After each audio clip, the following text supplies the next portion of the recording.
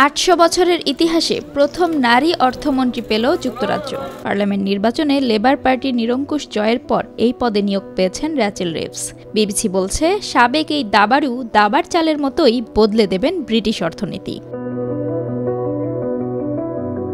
অর্থনৈতিক ও রাজনৈতিক সংকটে যুক্তরাজ্যের বেহাল দশা। এর মধ্যে আগাম নির্বাচনে জিতে লেবার পার্টি দেখিয়েছে চমক। প্রায় এক যুগেরও বেশি সময় পর এত বড় পরিবর্তনের নয়া অর্থমন্ত্রী র্যাচেল রিভসের অর্থমন্ত্রী হওয়া নিয়ে অনেকে করেছেন সমালোচনা। বলছেন, অর্থনৈতিক এই টালমাটাল পরিস্থিতির মধ্যে সবকিছু সামাল দেওয়া র্যাচেল রিভসের জন্য খুব সহজ হবে না। অবশ্য বিষয়টি অনেকটা স্বীকার করেন এই নতুন অর্থমন্ত্রীও। তিনি দায়িত্ব পাওয়ার পরে বলেছেন, পূর্বসূরীরা খুব বেশি টাকা পয়সা রেখে যাচ্ছেন না। ইটের উপর ইট গেঁথে দেশের পরিকাঠামো পুনর্গঠন করা হবে। খেটে খাওয়া পরিবারগুলো যাতে জীবন চালাতে পারে সেই ব্যবস্থা করতে হবে।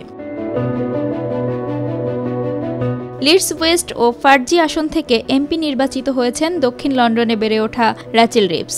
২০১০ সালে লিডস ওয়েস্ট থেকে প্রথমবার সংসদ সদস্য নির্বাচিত হন তিনি। এর আগে অর্থনীতি নিয়ে কাজ করতেন রিভস। ছিলেন ব্যাংক অব ইংল্যান্ডের অর্থনীতিবিদ। অর্থমন্ত্রী হিসেবে নিয়োগের পর সামাজিক যোগাযোগ মাধ্যম এক্সে র্যাচেল রিভস লিখেছেন, আমি রাজকোষের চ্যান্সেলর নিযুক্ত হয়েছি। এটা আমার জন্য সম্মানের বিষয়। তরুণী ও নারীরা দেখিয়ে দিন, আপনাদের উচ্চাকাঙ্ক্ষার কোনো সীমা থাকা উচিত নয়। অর্থমন্ত্রীর দায়িত্ব পাওয়ার পর এক প্রতিক্রিয়ায় লেবার পার্টির নীতি পরিকল্পনার আলোকে যুক্তরাজ্যের অর্থনীতি ঢেলে সাজানোর কথা জানান রিভস। এক্সে তিনি আরও লিখেছেন, অর্থনৈতিক প্রবৃদ্ধি ছিল লেবার পার্টির লক্ষ্য। এটি এখন একটি জাতীয় মিশন। আসুন কাজ শুরু করি। ব্যক্তিগত জীবনে 2 সন্তানের জননী র্যাচেল রিভস। উচ্চতর ডিগ্রি নিয়েছেন অক্সফোর্ড এবং লন্ডন স্কুল অব ইকোনমিক্স থেকে। সাবেক শিশু দাবা চ্যাম্পিয়ন তিনি।